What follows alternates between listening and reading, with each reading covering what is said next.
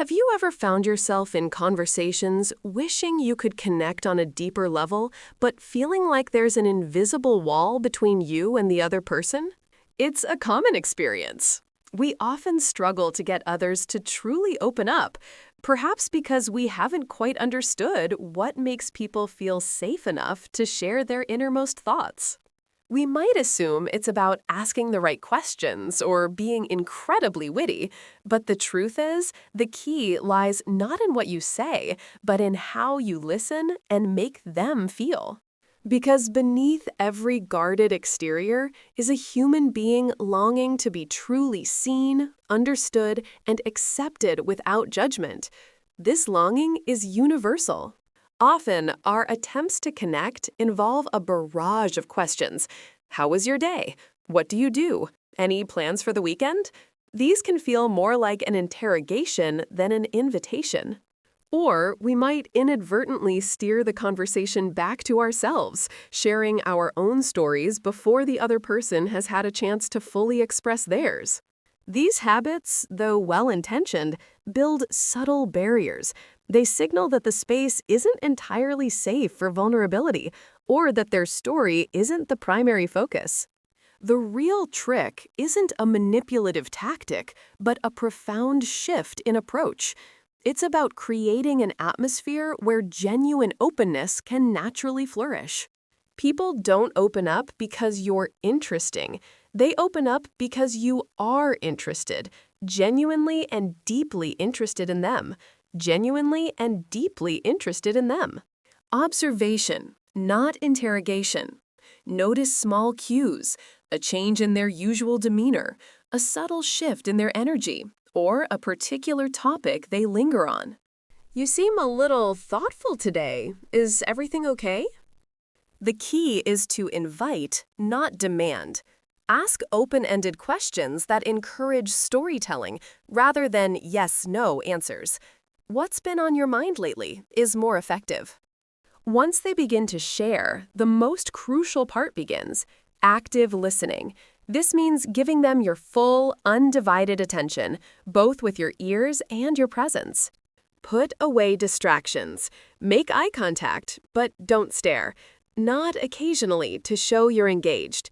Your body language should communicate, "I am here for you." An incredibly powerful technique is reflective listening.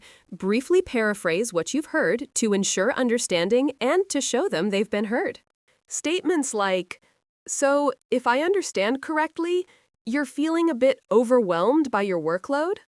Or, "That sounds incredibly challenging."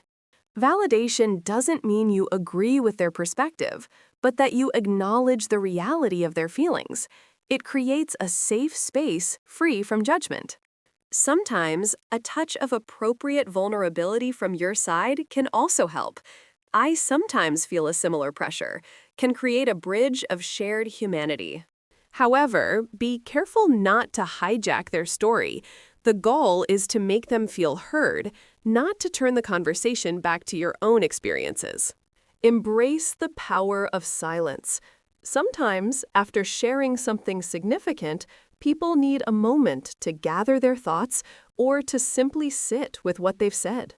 Your role is not to fix, advise, or judge, but simply to hold space, to be a gentle, curious presence that allows them to explore their own thoughts aloud. This approach isn't a quick fix, it's a practice. Building trust and encouraging vulnerability takes time, patience, and consistent effort. Think of it like tending to a delicate garden. You prepare the soil, water gently, and provide the right conditions for growth rather than forcing a bloom.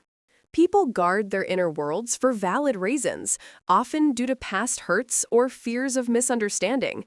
Respect that pace and their boundaries. When you master this gentle art of listening and validation, you'll find that people naturally gravitate towards you, sensing a rare and precious safe harbor. It's not a trick in the deceptive sense, but rather a profound understanding of human psychology and a commitment to genuine empathetic connection. The transformation is quiet but powerful. As you create this safe space, you'll witness walls gently come down and guarded expressions soften into trust.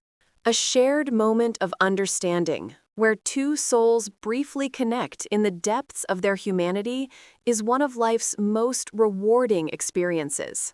You're not just having a conversation, you're building a bond, one honest, vulnerable interaction at a time. You're helping someone feel truly seen. So go forth, not to extract information, but to offer understanding.